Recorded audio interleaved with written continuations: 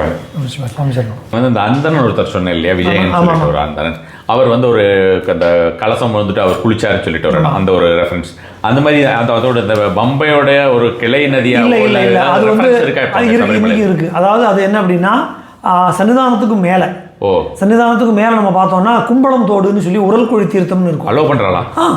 உரல் குழி தீர்த்தம் அப்படிங்கிறது இந்த மண்டல மகர காலத்தில் புல்மேடு வழியாக நம்ம வரும்போது இந்த உரல் குழி தீர்த்தம் வழியாக தான் வருவோம். அது ஒரு காலத்தில் சபரிமலையில் அதுதான் ஸ்நானம் பண்ணுற இடம். அங்கே போய் குளிச்சுட்டு வந்து தான் மக்கள் தரிசனம் பண்ணுறதாக இருந்தது. பூஜை பண்ணுறவர்கள் பஸ்ம குளத்தில் குளிப்பார்கள். இப்படி இருந்தது. கொஞ்சம் ஒரு 15-20 நிமிஷம் நடந்து போனோம் சன்னிதானத்துலேருந்து. அங்கே நடந்து போனோன்னா இந்த உரல் குழி தீர்த்தத்தை அடைய முடியும். இப்போ புல்மேட்டு பாதையா வழியாக இறங்கும்போது இந்த உரல் குழி தீர்த்தம் வழியாக தான் நம்ம வருவோம். அதுதான் வந்து இந்த கும்பம் உடஞ்சி வந்ததுனால கும்பளந்தோடு அப்படின்னு பேர். அந்த விஜயன்னு சொல்லக்கூடிய அந்தனனுக்காக உருவான அந்த தீர்த்தம் இன்னைக்கு இருக்குது சபரிமலை. அதையும் போய் பார்த்துட்டு வரலாமே. ஆமாம், அதனால் அப்படி அந்த தீர்த்தம் உருவாச்சு. சபரிமலைங்கிற இடத்த பகவான் தீர்மானம் பண்ணிட்டார், தன்னுடைய தகப்பனாரையும் தீர்மானம் பண்ணிட்டார், சந்தேகப்பட்ட தேவேந்திரனுக்கு தான் யார் அப்படிங்கிறதையும் காட்டிட்டார்.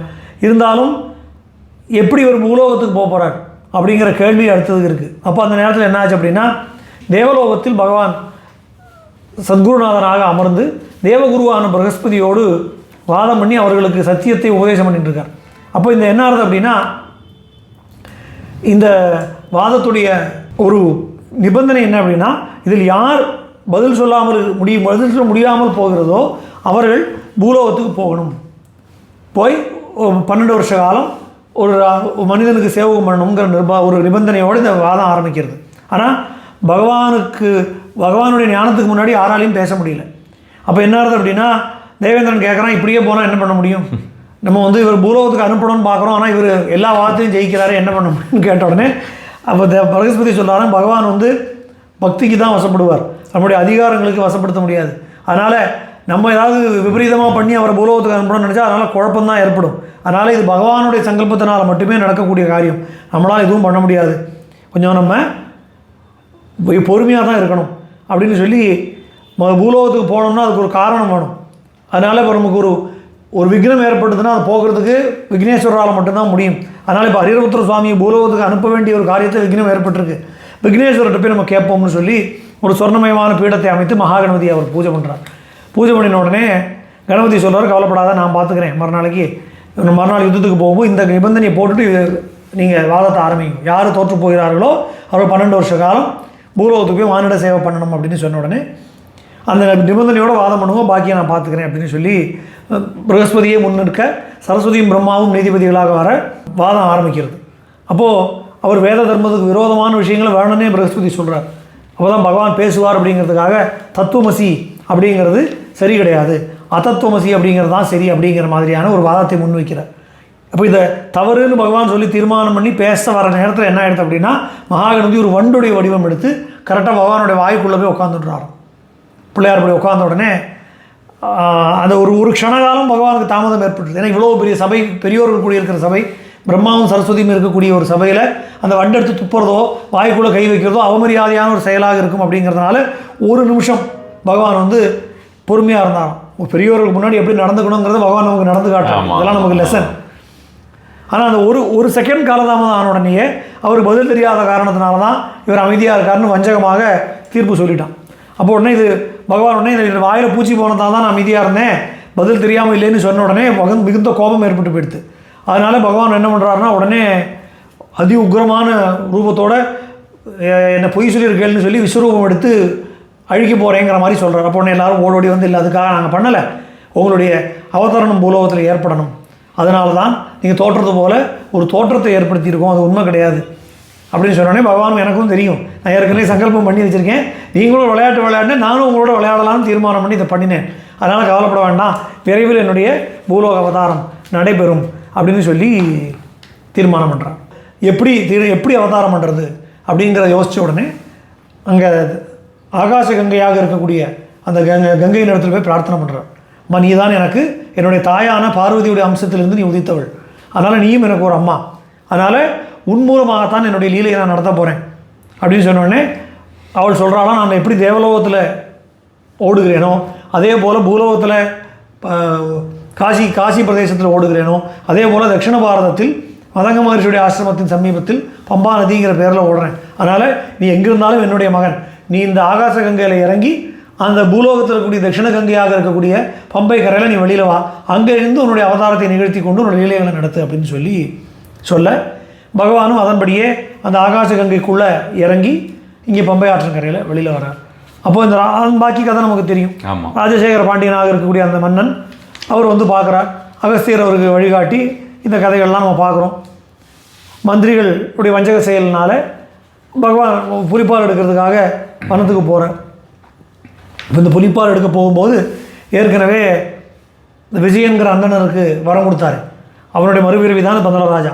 அப்போ உனக்கு மண் அருள் செய்தது போலவே உன்னுடைய பரம்பரையும் நான் ஆட்கொள்வேன் அப்பவே வரம் கொடுத்துருக்கார். பகவானுடைய விசேஷம், ஒருத்தர் சரணாகதி அடைஞ்சிட்டா மொத்த குடும்பத்தையும் பகவான் பார்த்துக்கிறாருங்கிறதுக்கு இதெல்லாம் சாட்சி.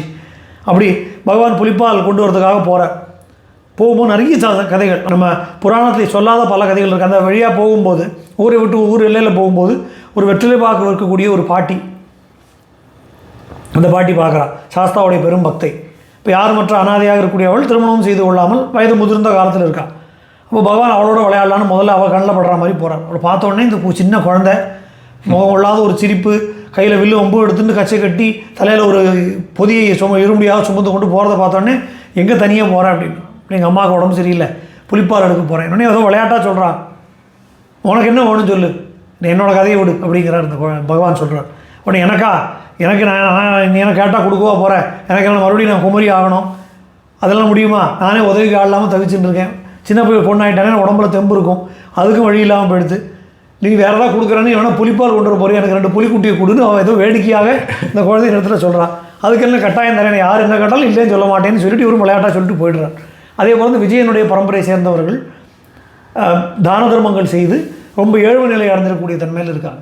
அவர்களை சோதிப்பதற்காக போய் அவர்கள் வீட்டுக்கு போய் நான் ரொம்ப ஒரு தொலைவில் இருந்து வரேன், எனக்கு ராத்திரி தங்கிறதுக்கு இடமும் உண்ணுவதற்கு உணவும் வேணும்னு கேட்குறான்.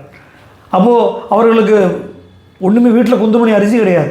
இப்போ இந்த குழந்தைக்கு என்ன கொடுக்குறது அப்படிங்கிற ஒரு திகைப்பு ஏற்பட்டாலும் சரி பரவாயில்ல ஏதோ இருக்கிறத கொடுப்போம், வீட்டுக்குள்ளே கூட்டு போனால் வீட்டில் ஒன்றுமே இல்லை. வீட்டுக்கு பின்னாடி இந்த கம்புன்னு சொல்லக்கூடிய தானியம் இருந்தது, அதை வச்சு கம்பங்கூழ் பண்ணி கொடுக்குறார்.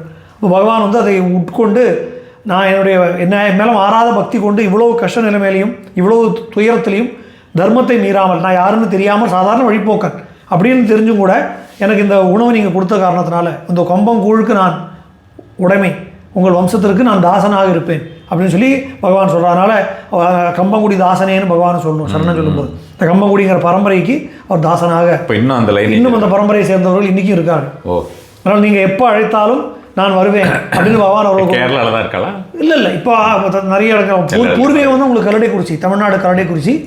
அங்கேருந்து ஒரு பிரான்ச் மைக்ரேட் ஆகி கேரளாவில் புதுக்கோடுங்கிற பாலக்காட்டில் இருக்கு இல்லையா, அது பக்கத்தில் சேலக்கரையில் இருந்தால் இப்போ இன்றைக்கி பாம்பேயில் இருக்கா, இந்த மெட்ராஸ்லேயே இருக்கா, அப்புறம் வந்து பெங்களூரில் இருக்கா, பெரிய பெரிய குருசாமிகள்லாம் இருக்கா. அந்த பரம்பரையை சேர்ந்தவர்கள் எல்லாருமே நிறைய குருசாமிகள் இருக்கா. வாபுரன் அப்படின்னு சொல்லக்கூடிய அந்த பூதகணம் எப்படி பகவானை வந்து அடைந்தது அப்படிங்கிற சரித்திரம்.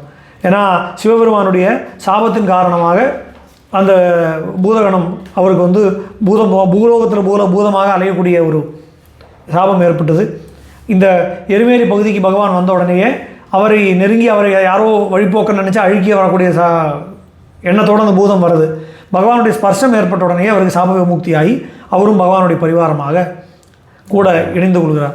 அப்புறம் பகவான் பூங்காவனத்தை அடைந்த உடனே அவருக்கு ரொம்ப இன்பம் ஏற்பட்டு போய் நாட்டில் உள்ள ஜனங்களை விட இந்த காடு தான் இனிமையாக இருக்குது, இங்கே இருக்கிற புலியோ சிங்கமோ யானையோ கரடியோ தனக்கு யாராவது துன்பம் பண்ணால் ஒழி திருப்பி யாரும் பண்ணுறதில்ல.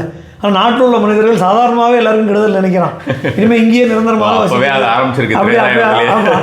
அதனால் இங்கேயே நம்ம நிரந்தரமாக வசிப்போங்கிற அந்த ஒரு எண்ணம் வந்துடுது. அப்போது அங்கே இருக்கக்கூடிய அலசா நதியில், அதாவது இன்றைக்கி அழுதா நதியில் நீராடி பகவான் அப்படியே தன்னுடைய அனுஷ்டானங்களை முடித்து உடும்பாறை அடைகிறார். உடும்பாறை கோட்டை அடைஞ்ச உடனே அங்கே வீரபத்ரன், கூப்பகர்ணன், கூப்பநேத்திரன், கண்டாகர்ணன் போல பூதகணங்கள் எல்லாம் பகவானை வந்து அடைகிறார்கள். சிவபெருமானுடைய பூதகணங்கள் எல்லாம் ஒருத்தராக வந்து அங்கே சேர்கிறார்கள். பெரிய பூதப்படைகளோட பகவான் வந்து அந்த உடும்பாறை கோட்டையிலிருந்து கரிகிரின்னு சொல்லக்கூடிய கரிமலை அப்படின்னு இன்றைக்கி நம்ம அழைக்கக்கூடிய கரிமலை பகுதிக்கு வந்து அடைகிறார். அங்கே அந்த மலை பாறையில் தன்னுடைய அம்புனால் இந்த பூதகணங்களுக்காக நீரூற்றை உருவாக்குறார். இப்போ அந்த பாட்டி என்னன்னா அது திருப்பி வருவோம், வரும்போது தரேன் புலிக்குட்டி கொண்டு தரேன்னு இருக்காங்க. அதனால் அதே போல் இப்போ பெரியானவட்டத்தில் பம்பை கரையில் தவம் செய்திருக்கக்கூடிய ரிஷிகளுக்கெல்லாம் அனுகிரகம் செய்து அவர்களுக்கு வந்து பொன்னம்பலத்தில் பகவானை கோவில் அமர்த்தி அங்கேயே நான் நிரந்தரமாக குடியிருக்க போகிறேன் அப்படின்னு பகவான் சொல்கிறார். ஸோ பம்பா நதி கரையிலிருந்து 12 யோசனை தூரத்தில் பொன்னம்பலம் மேடு அமைக்கப்பட்டு அங்கே ஸ்வர்ணாலய பிரதிஷ்டையாக பகவானுக்கு பிரதிஷ்டை செய்யப்பட்டது அப்படின்னு சொல்லி சொல்கிறது. இதுக்கு வந்து பொன்னம்பலம் மேட்டில் பகவானுடைய 108 சாஸ்தாலயங்களில் ஸ்ரீமூலங்காவு அப்படின்னே பேர். எல்லா ஆலயங்களுக்கும் மூலாலயமாக விளங்கக்கூடியது அப்படின்னு சொல்லி பம்பா நதி உற்பத்தி ஆகக்கூடிய ஸ்தானமும் இந்த பொன்னம்பலம் மேடு தான். அதனால் அதுக்கு தட்சிண கைலாசம் அப்படின்னே பேர் இந்த பொன்னம்பலம் மேட்டுக்கு. தேவர்கள் எல்லாம் பகவானிடத்தில் வந்து பிரார்த்தனை பண்ணேன். 12,000 தேவ வருஷங்கள் நாங்கள் மகிழ்ச்சியாக துன்பப்பட்டிருக்கோம். அதனால் எங்களுக்கு எப்படியாவது நீங்கள் விடிவு காலம் பண்ணணும் அப்படின்னு சொன்ன உடனே பகவான் சொல்கிறார், நான் வந்து வந்திருக்கிற வேலையை முடித்து கொண்டு அதன் பிறகு மகிழ்ச்சி சம்ஹாரத்துக்கு நான் வரேன். அதனால் ஒரு காரியத்துக்காக நான் வந்திருக்கேன். அந்த வேலையை பூர்த்தி பண்ணணும். நான் ராஜா சேவகம் பண்ணி பூர்த்தி ஆகணும்னு வச்சுருக்கு. சேவகம் பூர்த்தி ஆகணும்னா அவங்க சொன்ன எல்லா வேலையும் முடிக்கணும். கடைசியாக புலிப்பால் வேணும்னு சொல்லியிருக்கார். அந்த புலிப்பாலையும் நம்ம பிடிச்சி தரணும் அப்படின்னு பகவான் சொல்கிறார். இந்த இடத்துல ஒரு சின்ன மாறுபாடு வருது புராணத்துக்கு. என்ன அப்படின்னா, பூதநாத உபாக்கியானத்தில் மகிழ்ச்சியை வதம் செய்த பிற்பாடு தான் பகவான் வந்து புலிப்பால் கொண்டு போனதாக இருக்குது. ஆனால் இதில் வந்து புலிப்பால் கொண்டு போயிட்டு திரும்பி வந்ததுக்கப்புறம் தான் மகிழ்ச்சியோட யுத்தமே பண்ணுறாருங்கிற மாதிரி பாலதண்டாதிபாணி சுவாமியில் ரெக்கார்ட் பண்ணியிருக்கார். ஸோ நான் முதல்லையே சொல்லிட்டேன் இதுக்கான பதிலை. வால்மீகி ராமாயணத்தில் எப்படி சில மாறுபாடுகள் இருக்கோ அதே போல் இந்த மாதிரியான சம்பவங்கள் கதைகளில் கதையோடைய போக்கில் மாறுபாடு இல்லை, சம்பவங்கள் முன்னியமாக இருக்குது. அதனால் தேவேந்திரன் ஆண் புலியாகவும் தேவஸ்திரிகள் எல்லாம் பெண் புலியாகவும் விளங்க பகவான் அங்கே போன உடனேயே கிளம்பி மறுபடியும் ராஜ்யத்துக்கு திரும்பி போகிறார். போகும்போது தன்னுடைய கடமையை முடிக்கக்கூடிய நிலையில் இருந்தாலும் கூட ஒரு பக்தருக்கு கொடுத்த வாக்கு கூட பகவான் மறக்க மாட்டார். நீங்கள் கேட்டாலே அந்த பாட்டி என்னன்னா அப்படின்னு திரும்பி போகும்போது அந்த பாட்டியை தேடி போகிறார். அந்த இலை வைக்கக்கூடிய வெற்றிலை வைக்கக்கூடிய அவள்கிட்ட போய் புலிக்குட்டி வேணும்னு கட்டி இருந்தால் வச்சுக்கோ 2 புலிக்குட்டி அப்படிங்கிறான். அவள் பதறி போயிட்டான். உடனே நான் சாதாரண மனுஷன்லேருந்து தெரிஞ்சு போயிடுது. அதனால் நீ யாருன்னு தெரிஞ்சுட்டேன், இனிமேல் என்னை சோதிக்காத அனுகிரகம் பண்ணிவிடுப்பா, அதுதான் நான் கேட்டேன் உங்கள்கிட்ட. இது சின்ன பையன் விளையாட்டாக கேட்குறேன், நினச்சி புலிக்குட்டி கொண்டு வான்னு சொன்னேன்னே கவலைப்படாத அப்படின்னு சொல்லி நீ 2 வரம் கேட்டேன். முதல் வரத்தை 2 புலிக்குட்டியை கொடுத்துட்டேன், வேண்டாங்கிற திருப்பி கொடுத்துரு. நீ வந்து உடம்பு முடியலன்னு, அதனால் உன்னை இளமையாக ஆக்கிறேன்னு சொல்லி அந்த கிழமையாக இருந்தாலும் மறுபடியும் இளமையாக ஆக்கினார்னு சொல்லி ஒரு பழைய இதில் பகவானுடைய ஸ்துதியில் பத்திரவாணி ஜராரோக பஞ்சனாய நமகான்னு இருக்குது. ஜராரோகம்னா மூப்புங்கிற நோயை போக்கி அவளை மறுபடியும் இளமையாக்கினார் அப்படிங்கிற ஒரு சரித்திரம் கிடைக்கிறது. பழைய பாடல்கள்லையும் மணிதாசர் வந்து பகவானை பற்றி பாடும்போது இளைவாணிச்சியை என்றும் இளமையாக வைத்தவர் அப்படின்னு சொல்லி சொல்கிறார். அதே மாதிரி வாணியர் சாதித்த சார்தூல சிசுதாய நம. சார்தூலம்னா புலி, சார்தூல சிசுனா புலிக்குட்டி. அவர் கேட்டதுக்காக புலிக்குட்டியை கொடுத்தவர் அப்படிங்கிற ஒரு இந்த சம்பவம் வந்து ரெக்கார்ட் ஆகுது. இப்படி ஆயிரக்கணக்கான புலிகளோட பகவான் உள்ளே வந்த உடனே எல்லாரும் பயந்து நடுங்கி அப்போது என்ன பண்ணுறதுன்னு தெரியாமல் இருந்தபோது இந்த அகஸ்திய முனிவர் வந்து சொல்கிறார், இவர் சாதாரண மனுஷ பிறவி கிடையாது, இவர் வந்து ஹரிஹரபுத்திர சுவாமியுடைய அவதாரம்னு சொன்ன உடனே பகவானிடத்தில் ராஜா மன்னிப்பு கேட்க பகவானும் பூதநாத கீதைன்னு சொல்லக்கூடிய அந்த கீதையை உபதேசம் பண்ணி, இனிமேல் என்னுடைய ஆலயம் சபரிமலையில் அமையணும், நான் அதற்கான நோக்கத்தை நிறைவேற்றி நான் கிளம்புறேன், இனி பாக்கி உள்ள விஷயம் நீங்கள் பார்த்துங்கோ, எங்கே ஆலயம் அமையணுங்கிற விஷயத்தை நான் அம்பு விட்டு காட்டுறேன், அம்பு குத்தி இருக்கிற இடத்துல நீங்கள் ஆலயத்தை உருவாக்குங்கன்னு சொல்லிட்டு அவர் அங்கேருந்து கிளம்பிடுறார். அப்போது பகவானுடைய பரிவார கணங்கள் ஒவ்வொருத்தரும் எப்படி வந்து சேர்ந்தார்கள் அப்படிங்கிற பாக்கி சரித்திரம் நீ சபரிமலை நம்ம பார்க்கக்கூடிய பரிவார கணங்கள்லாம் இருக்கு இல்லையா, அவர்கள் எல்லாரும் எப்படி வந்து பகவானை சேர்ந்தார்கள்ங்கிற அந்த சரித்திரமெல்லாம் வருது. அதுக்கப்புறம் மகிழ்ச்சியோடு யுத்தம் பண்ணுற காரணத்துக்காக பகவான் வந்து யுத்தத்துக்கு சிங்க வாகனத்தில் ஏறி போகிறார். தேவேந்திரனே சிம்ம வாகனத்தில் வந்து பகவானுக்கு வாகனமாக அமர்ந்தான்னு சொல்லி இந்த சரித்திரம் இருக்குது. இதுக்கு இந்த படம் பார்க்கும்போது ராஜா ரவிவர்மா வரைஞ்ச ஒரு படம் இருக்குது. மணிகண்டன் வந்து சிம்மத்தில் ஏறி வர மாதிரியான ஒரு படம் இருக்கும். பூதநாதன் போட்டிருக்கோம் அதில் பேர். ராஜா ரவிவர்மாவே வரைஞ்ச படம். அது வந்து ரொம்ப பழமையான படம். இன்றைக்கி ரவிவர்மாவோட காலமே கிட்டத்தட்ட 120 வருஷத்துக்கு மேலே ஆகிடும். அந்த படம் சித்திரப்படம் எங்கள் இல்லத்தில் கூட அந்த படம் இருக்குது, பூஜை படம். ஸோ அந்த பிராச்சீனமான படம் அது. இப்போ அதுக்குள்ளே சரித்திரம் யாருக்குமே தெரியாமல் இருந்தது. இந்த குறிப்புகளை பார்க்கும்போது தான் அதுக்கு இப்படி ஒரு சரித்திரம் இருக்குங்கிறது. மகிழ்ச்சியோடு யுத்தம் பண்ணக்கூடிய காலத்தில் பகவானுக்கு தேவேந்திரனே சிம்ம வாகனமாக வந்தார். ஏன்னா ஹரிவராசனத்துலேயும் களப கேசரி வாஜி வாகனம் சொல்லி பகவானுக்கு சிம்ம வாகனம் கேசரினா சிம்மம், கேசரி வாகனம் இருக்குதுன்னு சொல்லி சொல்கிறது. இப்போ சிம்ம வாகனத்துக்கு நான் குறிப்பு இல்லையே நினச்சிட்டு இருந்தோம், பார்த்தா இதில் அந்த குறிப்பு நமக்கு கிடைக்கிறது. அப்படி யுத்தம் பண்ணுறார். மகிழ்ச்சிக்கும் மணிகண்டனுக்கும் பல நாட்கள் யுத்தம் நடக்கிறது. அந்த யுத்தத்தில் சுவாஸ்திர பிரத்யஷ்ட வர்ஷகாயனமாகனு சொல்லும்படி ஒரு அஸ்திரமும் பகவான் விட மகிழ்ச்சி பதிலுக்கு அஸ்திரம் விட மகிழ்ச்சியோடைய அஸ்திரங்களை பகவான் முறியடிக்க இப்படியான விஷயங்கள் நடக்கிறது. இப்போ இந்த காலகட்டத்தில் தான் பகவானுடைய யுத்தத்துக்கு சகாயம் பண்ணணும்னு சொல்லி சிவபெருமான் இந்த குழந்தை தனியாக யுத்தம் பண்ணுறானேங்கிற கோபத்தில் தன்னுடைய தொடையை தட்டுறார். அந்த கோபத்திலிருந்து ஒரு கருத்த வடிவத்தோடு கிருஷ்ணாபன் சொல்லக்கூடிய ஒருத்தர் உற்பத்தியாளர், அவர் தான் கருப்பு சுவாமின்னு சொல்லக்கூடிய. பேர் என்ன சொன்னீங்க? கிருஷ்ணாபன். கிருஷ்ணாபன் சொல்லக்கூடிய கருப்பு. நம்ம கருப்புசாமியோட சரித்திரம் பலதும் பல இடங்களில் பல விதமாக சொல்லப்பட்டிருக்கு. அதில் ஒரு சரித்திரம் இது. ஏன்னா சிலதில் வந்து ஸ்ரீராமச்சந்திரமூர்த்தியுடைய புத்திரராக பிறந்த லவன் குஷன் 2 பேர் இருக்காங்க. அதில் குஷனுடைய மறுபிறவி தான் கருப்பன்னு சொல்லி ஒரு சரித்திரம் இருக்குது. வேறு வேறு சரித்திரங்களில் வேறு வேறு மாதிரி சொல்லப்படுறது. இந்த சரித்திரத்தில் இப்படி சொல்லப்படுறது. அதனால் 18ஆம் படி கருப்புசாமி சொல்கிறோமே. ஸோ அவர் வந்து இப்படி மணிகண்டனோடு வந்து யுத்தத்துக்கு நானும் சகாயம் பண்ண வந்திருக்கேன் அப்படின்னு கேட்டோடனே அவர் கேட்குறாரு, நீ சாதாரணமாக இருக்கே, உன்னால் எப்படி பண்ண முடியும்னு சொன்னோடனே, என்னால் எதுவுமே பண்ண முடியாது, உங்களுடைய அனுகிரகம் இருந்தால் என்னால் எதை வேணாலும் செய்ய முடியும் அப்படின்னு சொல்லி மகிழ்ச்சியுடைய சைன்யங்களை 66 கோடி அசுரப்படைகளை ஒரு முகூர்த்த காலத்துக்குள்ளே கருப்புசாமி தனி ஒருத்தனாக அழித்து முடிக்கிறார். இது மாதிரி மகிழ்ச்சிக்கும் கருப்பு அப்போ நம்ம வந்து சிவபெருமானோட ஒரு பூதகணமாக ஒரு சிவபெருமானுடைய பரிவாரங்களில் ஒருத்தராக நம்ம கருப்பரை பார்க்குறோம். அப்படி தான் நம்ம புரிஞ்சுக்கணும். ஏன்னா சாஸ்தாவுடைய பரிவாரங்களை முக்கியமாக சொல்லக்கூடிய வீரமாகாளர்னு சொல்லி கந்தபுராணம் சொல்கிறது. அந்த வீரமாகாளர் தான் கருப்பன்னும் ஒரு கருத்து உண்டு. அதுக்கேற்ற மாதிரி அம்பர் மாகாளம்னு ஒரு சிவஸ்தலம் உண்டு. அந்த அம்பர் மாகாளம் சிவஸ்தலத்தில் கருப்புசாமிக்கு விசேஷமான சன்னிதி. அம்பர் மாகாளம் வந்து இந்த தமிழ்நாட்டு சவுத் சைடில் தான். அப்போ அங்கே வந்து உங்களுக்கு கருப்புசாமிக்கு விசேஷமான சந்நிதி இருக்குது. அந்த அம்பர் மாகாளம் வந்து வீரமாகாளர் சிவபெருமானை பூஜை பண்ண ஸ்தலம். அப்போ அங்கே வீரமாகாளராகி உருவப்படுத்தி வச்சிருக்கிறது கருப்புசாமியை தான். அப்போ அந்த கருப்பர் தான் வீரமாகாளங்கிறதுக்கு அப்படி ஒரு தியரியும் இருக்குது. ஸோ இதெல்லாமே ஒரு சார்ந்த நம்பிக்கைகள் சார்ந்த விஷயங்களாக இருக்குது. இதுதான் நமக்கு அறுதிட்டு சொல்ல முடியல. அப்படி அந்த யுத்தம் நடந்து கருப்புசாமிக்கும் மகிழ்ச்சிக்குமே நேரடியான யுத்தம் நடக்கிறது.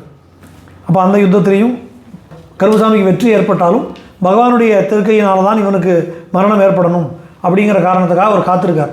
மகிழ்ச்சி பிரம்மாஸ்திரத்தை விட்ட உடனே இந்த மந்திரத்துக்கு நான் கட்டுப்பட்டு இருக்கணும்னு சொல்லி அவர் மயங்கியது போல் நடிக்கிறார். அதுக்கப்புறம் மகிழ்ச்சி அந்த பக்கம் போனோடனே மறுபடியும் வந்து பகவான்கிட்ட சொல்கிறார், அவர் நேரடியாக இனிமேல் மகிழ்ச்சியோட யுத்தம் பண்ணணும், இந்தியா அவருடைய போர் படைகளோடு யுத்தம் பண்ணி பிரயோஜனம் இல்லைன்னு சொல்லி கோரமான யுத்தம் பகவானுக்கும் மகிழ்ச்சிக்கும் நடக்கிறது. இப்போ சிம்ம வாகனத்தை விட்டு யானை வாகனத்தில் பகவான் வரார். இப்படி அந்த யுத்தத்துடைய விவரம் ரொம்ப விஸ்தாரமாக கொடுக்கப்பட்டிருக்கு. 18 நாட்கள் யுத்தம் நடக்கிறது.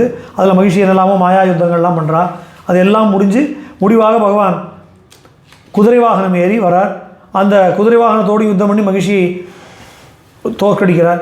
இறுதியாக தேரில் ஏறி வரும்போது விசித்திரமான அஸ்திர பிரயோகமெல்லாம் பண்ணி கடைசியில் பகவான் மகிழ்ச்சியோடு மல்யுத்தம் பண்ணி அவளை தூக்கி பூலோகத்தில் விட்டெறிஞ்சார் அப்படின்னு சொல்லி, அப்போ விஸ்வரூப 8 கைகளோடு பகவான் பூர்ண ஸ்வரூபனாக தரிசனம் கொடுக்குறார். அதை பார்த்த உடனே மகிழ்ச்சிக்கு தன்னுடைய பூர்வ ஜென்ம ஞாபகம் வந்துடுது. பகவானுடைய திருவடி அவள் மேலே பட்ட காரணத்தினால அந்த சாப விமுக்தியாகி அவள் வந்து பகவான்கிட்ட பிரார்த்தனை பண்ண, அப்போ என்னுடைய கணவனால் கொடுக்கப்பட்ட சாபத்திலிருந்து என்னை விடுவித்து உங்களுக்கு நமஸ்காரம்னு சொல்லி பகவானும் அவளுக்கு விசேஷமாக வரங்களை கொடுத்து இது பண்ணுறார். இப்போ மகிழ்ச்சியை வதம் பண்ணின இடம் தான் மகிழ்ச்சி மாரிகா புரின்னு சொல்லக்கூடிய மகிழ்ச்சி மாரிகா வனம்னு சொல்லக்கூடிய எருமேலி. புராண பெயர் அதுக்கு மகிழ்ச்சி மாரிகா வனம்னு தான் பேர். இன்றைக்கி வந்து எருமை வடிவத்தில் இருந்து மகிழ்ச்சியை வதம் பண்ண காரணத்தினால எருமை கொல்லின் ஆகி எருமேலி அப்படின்னு ஆயிடுது. ஸோ அந்த சரித்திரத்தை நம்ம பார்க்குறோம். அதுக்கப்புறம் இதில் மகிழ்ச்சியுடைய அந்த அவளுக்கு அந்த யுத்தம் நடந்த ஸ்தலம் அப்படிங்கிற மாதிரிலாம் அங்கே நமக்கு வந்து எரிமேலில் எதுவும் இல்லை. யுத்தமெல்லாம் தேவலோகத்தில் நடக்கிறது. உடலை தூக்கி எரிஞ்சது கீழே பூலோகத்தில் வந்து விழுந்த இடம் எரிமேல் இடம் அந்த மாதிரி பண்ணி அதுக்கப்புறம் மகிழ்ச்சியுடைய உடலை பகவான் தூக்கி போட்டால் தான் கல்லிடும் கொண்டு பம்பை அழுத நதிக்கரையில் பகவான் வந்து மகிழ்ச்சியோட உடல் மேல் தாண்டவம் ஆடுறார்.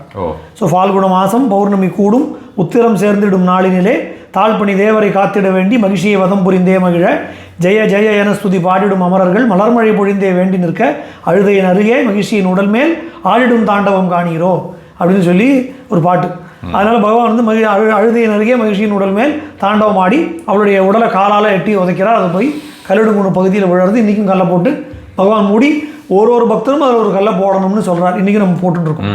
அந்த சரித்திரமெல்லாம் வருது.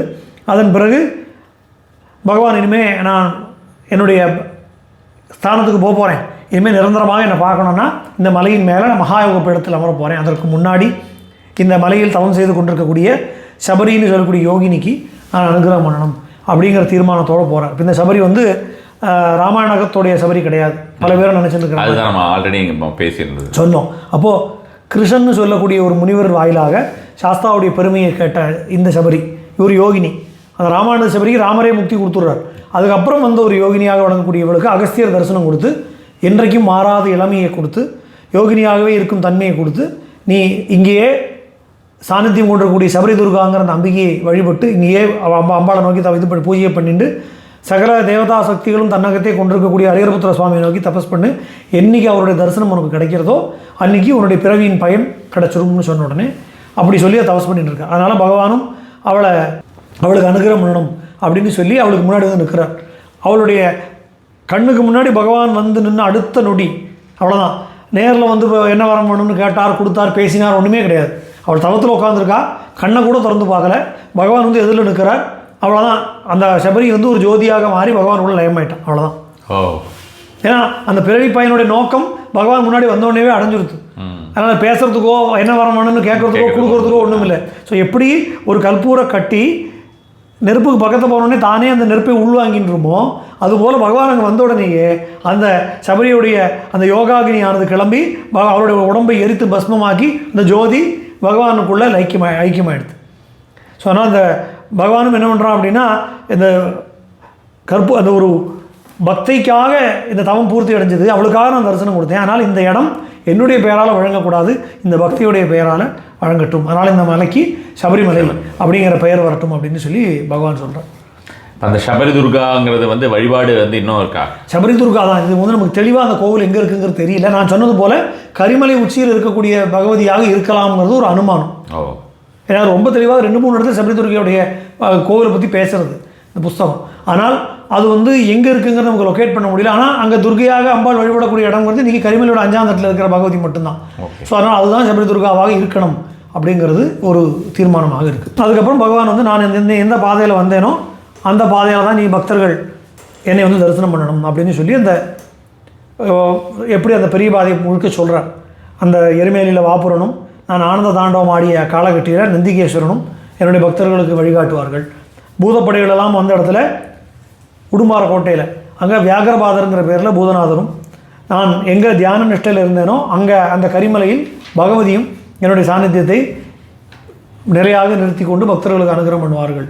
பிரியமான பம்பை கரையில் தேவர்களும் ரிஷிகளும் கண்ணுக்கு தெரியாமல் நிறைந்திருந்து அங்கே வரக்கூடிய பக்தர்களுக்கு அனுகிரகம் பண்ணுவார்கள் அப்படின்னு சொல்லி இந்த மலையில் 33 கோடி தேவதைகளும் விருட்சமாகவும் நதியாகவும் பர்வதமாகவும் சின்ன சின்ன நீரூற்றுகளாகவும் வேறு வேறு வடிவங்களில் காட்சி கொடுப்பார்கள் அப்படின்னு சொல்லி பகவான் ஒரு இடத்து பெரிய பாதையோட ஒரு இடத்துடைய மகத்துவத்தையும் சொல்லி இந்த பெரிய பாதையில் எங்கெல்லாம் வழிபடணும் அப்படிங்கிற அந்த நெறிமுறைகளை காட்டுறார்.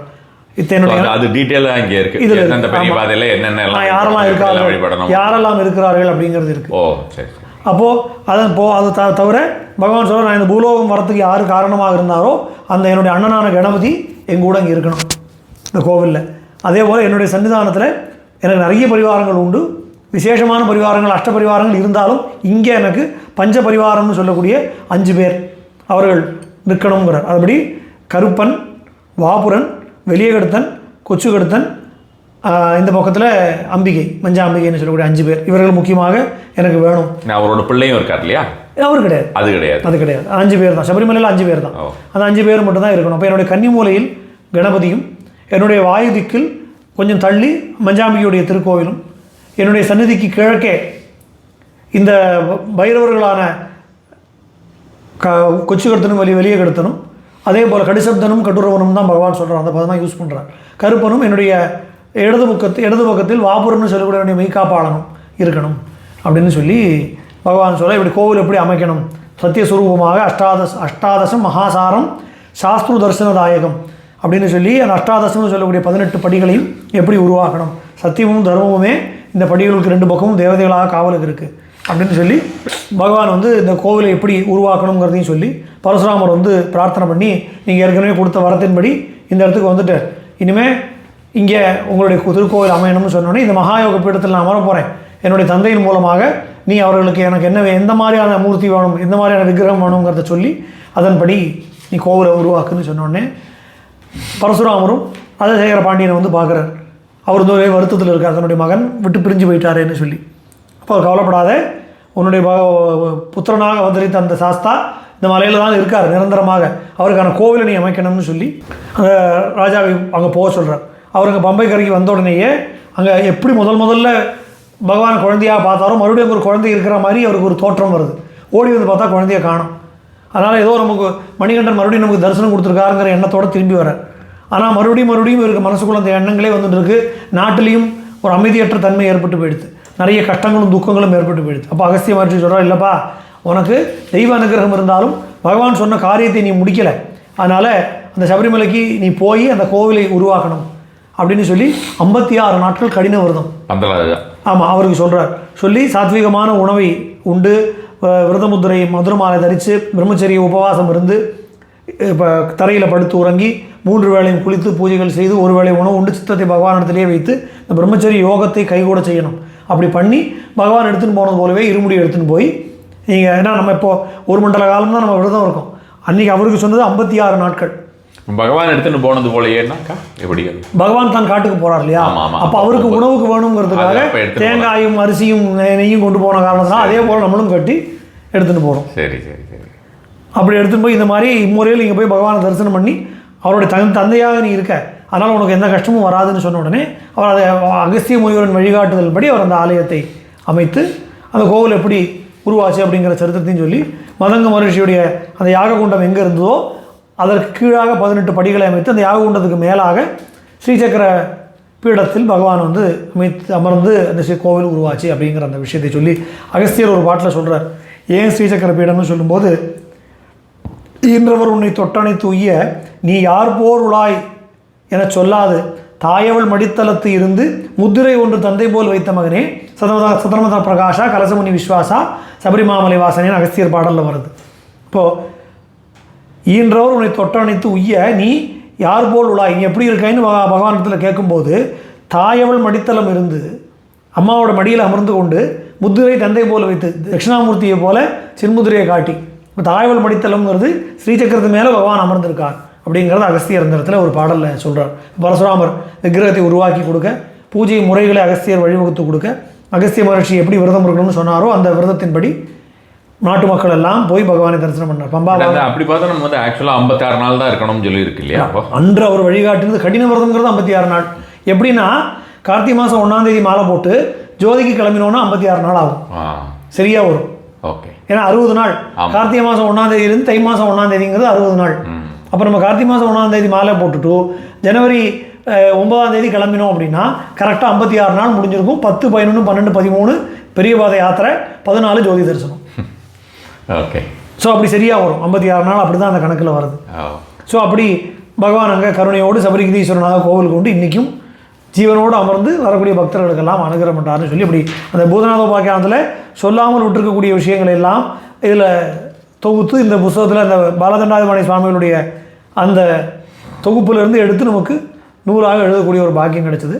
அதன் பிற்பாடு இந்த தர்மசாஸ்திர சரித்த அஷ்டோத்திர நாமாவளின்னு சொல்லி பகவானுடைய சரித்திரத்தையே பூர்ணமாக பார்க்கடல் கடையிறதுலேருந்து பகவான் தோன்றினத்தில் இருந்து அமிர்தார்த்தம் ஸ்ரீரோதி மர்தன மகாவிஷ்ணு சுதாயன மகான்னு ஆரம்பித்து இந்த பார்க்கடல் கடையிறதுனால உற்பத்தி ஆனவங்க சரித்திரத்தை சொல்லி அதனால் வணக்கம் அப்படி இருக்கக்கூடிய சொல்லி கடைசியில் பகவான் வந்து இந்த திருவாபரணத்தை அணிந்து கொண்டிருக்கக்கூடியவனாக பக்தர்களுக்கு அனுகிரகம் பண்ணக்கூடியவன் இப்படியெல்லாம் சொல்லி முடித்து ஹரிஹராத்மஜாய நமஹான்னு முடியக்கூடிய தன்மையெல்லாம் அந்த பகவான் சரித்திரபூர்வமாக வரக்கூடிய ஒரு அஷ்டோத்திரமும் அதே போல் 108 சரணமாலை. இது ரொம்ப பழமையான ஒரு சரணமாலை. வழக்கமாக சொல்லக்கூடிய 108 சரணம் போல் இல்லாமல் ரொம்ப பிராச்சீனமாக பழைய குருசாமிகள் சொல்லி கொண்டிருந்தது. இதை வந்து செந்தில் துறவின்னு சொல்லி ஒரு சுவாமிகள் இருந்தார். செந்தில் துறவின்னு சொல்லி அந்த சுவாமிகள் சாஸ்தா பதிப்பகம்னே வச்சு நிறைய புத்தகம் எழுதியிருக்கார். இங்கே மெட்ராஸ் தான் இருந்தார், டிநகர்லாம் இருந்தார். சுவாமிஜி வந்து நிறைய புத்தகம் எழுதியிருக்கார். சாஸ்தா பதிப்பகம்னு சொல்லி நிறைய முருகனை பற்றி நிறைய நூல்கள், அம்பாளை பற்றி, நான் இந்த உபாசனா மூர்த்திகள்னு சொல்லி சுதர்சனை பற்றி அது மாதிரி நிறைய புத்தகங்கள் எழுதியிருக்கார். அவருடைய தொகுப்பு நூலில் வந்து இது மாதிரி ஐயப்பனோடு 50 நாட்கள் அப்படின்னு ஒரு புத்தகம் இருக்குது. அவரை பதிப்பிச்ச அவருடைய இல்லை பப்ளிஷிங் இப்போ முடிஞ்சிருது, பட் புத்தகங்கள் கிடைக்கிறது. அவர் சுவாமிகள் சித்தியானதுக்கப்புறம் தொடர்ந்து பப்ளிஷ் பண்ணக்கூடிய சந்தர்ப்பம் இருக்கல. அது ரொம்ப நல்லா இருக்கும். ஐயப்பனோட 50 நாட்கள்ங்கிறது சுவாமியோடைய வழிகாட்டுதலின் பேரில் அவருடைய சிஷ்யர் ஒருத்தர் எழுதினது. ஒரு முதல் முறையாக சபரிமலைக்கு போகக்கூடிய ஒருத்தர் சந்திக்கக்கூடிய அனுபவங்களை வந்து இருக்கும்.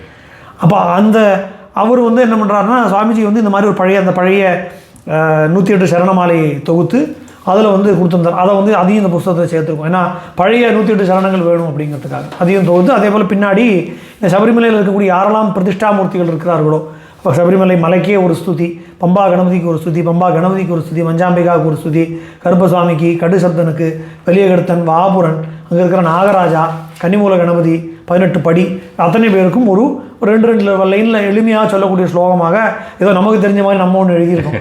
அதையும் இந்த நூலில் பின்னாடி ஒரு பிரிச்சேர்க்கையாக அனுபந்தமாக சேர்த்துருக்கோம். அப்படி தான் இந்த புக்கு ஒரு பூர்த்தியான ஒரு புஸ்தகமாக ஆச்சு. அதனால் இது வந்து அதனால தான் இதுக்கெல்லாம் காரணமாக யார் இருந்தாரோ அந்த பாலகண்டாயுதபாணி சுவாமிகளுக்கே தான் இந்த நூலை வந்து சமர்ப்பணம் பண்ணியிருக்கோம். ஏன்னா அவருடைய ஒர்க்குனால தான் நமக்கு இவ்வளவு இன்ஃபர்மேஷனும் கிடச்சிது.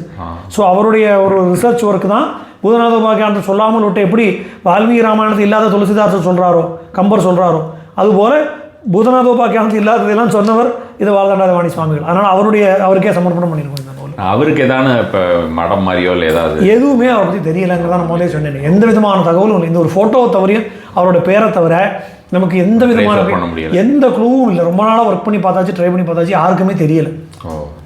அதனால் பம்பா பாலன் மகாத்மியம்களுடைய சரித்திரம் இதுதான். ஒண்டர்ஃபுல்லாக இருந்தது. அதாவது நான் நீங்கள் பேச பேச எனக்கு விஷுவலைஸ் பண்ணி அப்படியே ஓடிண்டே இருக்கு ஒரு பக்கம். அதனால தான் அந்த பாட்டி என்னன்னா நடுவில் கேட்டேன். அந்த பாட்டிகிட்ட நின்று சிரிக்கிறான், குழந்தை சிரிக்கிறா அப்படின்றது வந்து அப்படியே அவன் மனசுக்குள்ள ஓடுறது அந்த பாட்டிகிட்ட நின்று இப்படி சிரிக்கிற மாதிரியான ஒரு விஷயமா.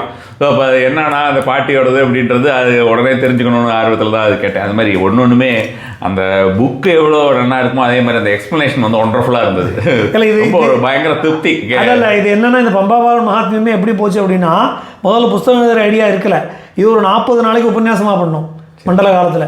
மண்டலம் ஃபுல்லாக 41 நாளைக்கும் இதை டெய்லி ஒரு 5 நிமிஷம் 10 நிமிஷம் வீதம் உபன்யாசமாக பண்ணி முடிச்சதை அப்புறமா இது புஸ்தகமாக போடலான்னு தொகுத்து அப்புறமா தான் புஸ்தகம் முதல்ல சொல்லியாச்சு, அப்புறம் தான் எழுதினது. அதனால் இது நமக்கு சபரிமலையில் நமக்கு தெரியாத பல நுட்பங்கள், ஒரு சரித்திரங்கள்லாம் இதில் கவர் ஆகலாம். ஒண்டர்ஃபுல்லாக இருந்தது. ரொம்ப ரொம்ப சந்தோஷம்.